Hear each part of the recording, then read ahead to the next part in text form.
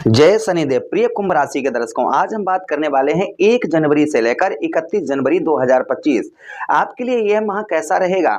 हर एक बात पर विस्तार पूर्वक अच्छी तरीके से चर्चा होगी हमारे कुंभ राशि के दर्शकों के लिए कि यह माह आपके लिए कैसा होने वाला है। आपका भाग्य, कैरियर, बिजनेस, व्यापार, शिक्षा, प्रेम, नौकरी, स्वास्थ्य, हर एक बात पर हम विस्तार पूर्वक अच्छी तरीके से अपने कुंभ राशि के दर्शकों के लिए चर्चा करने वाले हैं। सबसे पहले मेरा प्रेम भरा प्रणाम और आप सभी को नववर्ष की हार्दिक शुभकामनाएं।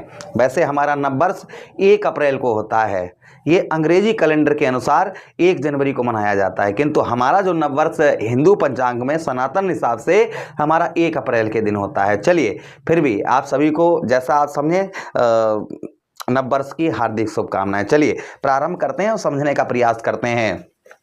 सबसे पहले हम यहां पर बात करें अगर कि कुंभ राशि के दर्शकों के लिए कि इस माह जो ग्रहों का गोचर रहेगा वह किस प्रकार से रहेगा, पहले वह चीज आप समझ लीजिएगा। तो देखिए, आपके लगने शनिदेव महाराज लगन भाव पर पूरा महीना विद्यमान रहेंगे मार्गीय अवस्था में। शुक्र का राशि परिवर्तन होगा 28, ध्यान दीजिएगा 28 जनवरी को शुक्र जो है आपके लगन भाव से निकलकर आपके धन भाव पर प्रवेश करेंगे, उच्च के हो जाएंगे।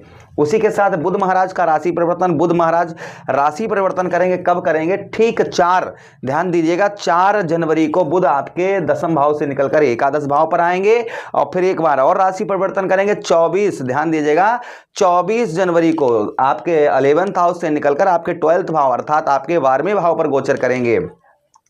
केतु महाराज अष्टम भाव में पूरा महीना विद्यमान रहेंगे। उसी के साथ ही साथ मंगलदेव 21 जनवरी को आपके पंचम भाव का फल देंगे। देवगुरु बृहस्पति वक्री अवस्था में आपके चतुर्थ भाव पर पूरा महीना विद्यमान रहेंगे। तो यह ग्रहों की स्थिति देखी जाएगी। राहु महाराज कहां पर, राहु महाराज ठीक आपके धन भाव पर अर्थात द्वितीय भाव पर पूरा महीना रहेंगे। तो यह ग्रहों की गोचर रहेगा। सूर्यदेव भगवान भी राशि परिवर्तन करेंगे 14, ध्यान दीजिएगा 14 जनवरी को सूर्य जो है आपके ठीक लाभ स्थान से निकलकर आपके व्यय भाव अर्थात 12वें भाव पर गोचर कर जाएंगे। तो यह गोचर देखा जाएगा। चलिए अब हम चर्चा करते हैं और अच्छी तरीके से समझने का प्रयास करते हैं। सबसे पहले हम बात करें नॉर्मल विश्लेषण की। देखिए, इस माह जो है आपके लिए आपके पद में उन्नति का योग बन रहा है। आपके पद में जो है उन्नति होती हुई नजर आएगी, आपका पद जो है बढ़ता हुआ नजर आएगा। आपके पद में जैसे आप नौकरी करते हैं, कहीं कुछ भी करते हैं तो उसमें पद उन्नति के चांस योग जो है इस महीना आपके बन रहे हैं, ये प्रथम ध्यान दीजिएगा। उसी के साथ सामाजिक मान प्रतिष्ठा आपको इस मंथ प्राप्त होगी। जो सामाजिक मान प्रतिष्ठा है वह आपको इस मंथ प्राप्त होगी।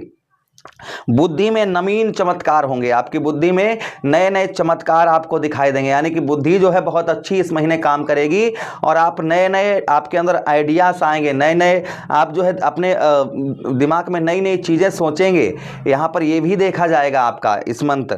उसी के साथ ही साथ आर्थिक स्थिति थोड़ी परेशानियां आपको परेशान कर सकती हैं। आर्थिक स्थिति थोड़ी बहुत इस महीना आपकी थोड़ी डगमगा सकती है, इसलिए आर्थिक स्थिति अपना खर्च पर ध्यान रखें इस मंथ। उसी के साथ ही साथ आगे हम बात करते हैं पारिवारिक जीवन में, यानी कि परिवार का सपोर्ट आपको कम प्राप्त होगा इस मंथ। जो परिवार का सपोर्ट चाहिए वह परिवार का सपोर्ट जो है वह कम आपको ना के बराबर प्राप्त होगा। रोजी रोजगार या व्यापार में, जैसे आप जो भी व्यापार करते हैं, रोजी आपकी जो भी है उसमें कुछ रुकावटों का सामना भी करना पड़ेगा, किंतु बाद में ठीक नजर आएगा। थोड़ा भाग दौड़ रहेगी आपके रोजी रोजगार में, रुकावट में थोड़ा बहुत रुकावट का सामना आपको करना पड़ सकता है। चलिए अब हम विस्तार पूर्वक भाव के हिसाब से बताते हैं कि आपका, पहले तो हम स्वास्थ्य समझने का प्रयास करेंगे, आपका स्वास्थ्य कैसा रहेगा। तो देखिए, आपके लगन शनिदेव महाराज लगन भाव पर बैठे हैं, तो मुख संबंधी, छाले या पेट संबंधी रोग ये थोड़ा बहुत आपको परेशान कर सकते हैं इस महीने, इसलिए खान पान पर विशेष ध्यान बनाकर रखें। जिनको डायबिटीज या शुगर वगैरह है वह अपने शुगर पर नियंत्रण, अपने डायबिटीज पर नियंत्रण बनाकर रखें। खान पान पर विशेषकर ध्यान रखें इस महीना, ध्यान दीजिएगा। उसी के साथ ही साथ बात करेंगे आगे हम आपके परिवार की और धन की। तो इस माह व्यय खर्च आपका, यानी कि बाहरी खर्च हो सकता है, इसलिए खर्च पर नियंत्रण बनाकर रखें। व्यर्थ का खर्चा आपका हो सकता है, इसलिए खर्च पर आप जो है नियंत्रण बनाकर रखें। कोर्ट कचहरी, लड़ाई झगड़ा, मुकदमा, इन चीज़ों से बचकर रहें। वाद विवादों से आप जो है बचकर रहें, इस चीज़ का ध्यान रखें। उसी के साथ ही साथ में किसी से वचन या वादे या प्रॉमिस ये सोच समझ कर इस महीना करें, ये भी ध्यान रखें। उसी के साथ ही साथ आगे हम बात करते हैं विद्यार्थियों के लिए पढ़ाई लिखाई की। तो विद्यार्थियों का पढ़ाई लिखाई में बहुत अच्छा मन लगेगा। जो लोग कोई नई चीज़ सीख रहे हैं वो जल्दी सीख भी पाएंगे, ये भी ध्यान रखिए। कोई चीज़ जैसे आप सीख रहे हैं तो आप उसे जल्दी सीख भी पाएंगे, ये भी कहीं ना कहीं देखा जाएगा। अच्छा, उसी के साथ ही साथ में आगे हम बात करते हैं, आपको इस महीना लाभ भी मिलेगा। ऐसा नहीं कि लाभ ना प्राप्त हो, इस मंथ आपको लाभ भी प्राप्त होगा। लव लाइफ में कुछ चेंजेस देखने को मिल सकते हैं, लव लाइफ में आपके उतार चढ़ाव देखने को मिल सकता है, किंतु लव लाइफ से ज़्यादा यानी कि प्रेम से ज़्यादा अपने काम पर आप इस महीने फोकस कर पाएंगे। अगर आप अपने प्रेम प्यार पर फोकस करेंगे तो अपने काम को ढील दे देंगे, ध्यान रखिएगा। इसलिए काम पर ध्यान बनाकर रखिएगा अपना, चाहे कितनी भी मुसीबत या कुछ भी आए, अपने कार्य को मत छोड़िएगा, ये ध्यान रखिएगा, यानी कर्म को मत छोड़िए। इस महीना आपके शत्रु आपको परेशान करने का प्रयास कर सकते हैं, शत्रुओं का प्रभाव थोड़ा बहुत आपके ऊपर ज़्यादा देखा जाएगा। शत्रु आपको परेशान करने का प्रयास कर सकते हैं, किसी नए मामले में उलझाने का प्रयास कर सकते हैं, इसलिए बचकर रहें और शत्रुओं से थोड़ा सा बचाव रखें। इस मंथ तो काफ़ी अच्छा रहेगा। नौकरी में आपके नौकरी में काफ़ी अच्छा सुधार देखा जाएगा, नौकरी में परिवर्तन देखा जाएगा। आपका दाम्पत्य वैवाहिक जीवन, जो आपका दाम्पत्य वैवाहिक जीवन है, उतार चढ़ाव रहेगा। दाम्पत्य वैवाहिक जीवन में इस मंथ उतार चढ़ाव रहेगा। जब सूर्य 12वें भाव पर जाएंगे तब, यानी 14 जनवरी के बाद। 14 जनवरी से पहले उत्तम है, ठीक है। 14 जनवरी के बाद आपको ध्यान रखने की आवश्यकता होगी, यानी आपके दाम्पत्य वैवाहिक जीवन में। और 14 जनवरी के बाद ही व्यवसाय पर भी आपको विशेष ध्यान बनाकर अपना रखना है, इस चीज़ का विशेष ध्यान रखिएगा। उसी के साथ ही साथ भाग्य की बात करते हैं। देखिए, भाग्य इस आपके लगन भाव पर बैठे हैं, तो कुल मिलाकर चाहे कितनी भी मुसीबत आए, कुछ भी आए, उसका आप डटकर सामना इस महीना कर पाएंगे, क्योंकि आपके भाग्य उस लगन भाव पर बैठे हैं। धन भाव पर भी जाएंगे तो यहाँ पर धन से रिलेटेड भी ठीक रहेगा, थोड़ा उतार चढ़ाव देखा जाएगा और भाग्य का साथ भी आपको उत्तम बेहतर अच्छा मिलता हुआ नजर आएगा। अच्छा, उसी के साथ ही साथ पूजा पाठ धर्म कर्म के कार्यों में रुचि आपकी बनी रहेगी। पूजा पाठ के कार्यों में, धर्म कर्म के कार्यों में आपका मन जो है लगता हुआ नजर आएगा। व्यवसाय में सोच समझ कर इस महीना इन्वेस्ट करें। कोई भी नया व्यवसाय शुरू कर रहे हैं, कुछ भी कर रहे हैं, तो थोड़ा बहुत सोच समझ कर करें। इस महीना जो है थोड़ा सा आपका कैरियर पर विशेष ध्यान बनाकर रखें। व्यर्थ की चीज़ों से दूर रहें, व्यर्थ के मामलों से दूर रहें और फोकस अपने कैरियर पर इस महीने बनाकर रखें, तो आध्यात्मिक लाभ आपको देखने को मिलेगा।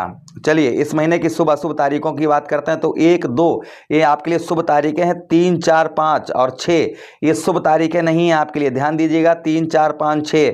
उसके बाद 7, 8, 9, 10 ये शुभ है, फिर 11 शुभ नहीं है, 11 के बाद 12 शुभ है, 13 शुभ नहीं है, फिर 14, 15, 16, 17, 18, 19, 20 ये शुभ तारीखें हैं, फिर 21, 22, 23 ये शुभ नहीं है, फिर 24, 25, 26 ये शुभ है, 27, 28 शुभ नहीं है। तो कुल इस महीने की 4, 5, 6, 11, 13, 21, 22, 23, 27 और 28 इन तारीखों पर कोई भी लेन देन मत करिएगा। इन तारीखों पर कहीं बाहर जा रहे हैं तो अपने इष्ट की आराधना करके ही निकलिएगा, इस चीज़ का ध्यान रखिएगा। इस तारीखों पर कोई भी कार्य में जल्दबाजी मत करिएगा। उपाय की बात करें तो ओम प्राम प्रीम सात शनिश्चराय नमः, ओम सम शनिश्चराय नमः इस मंत्र का जप करते रहें।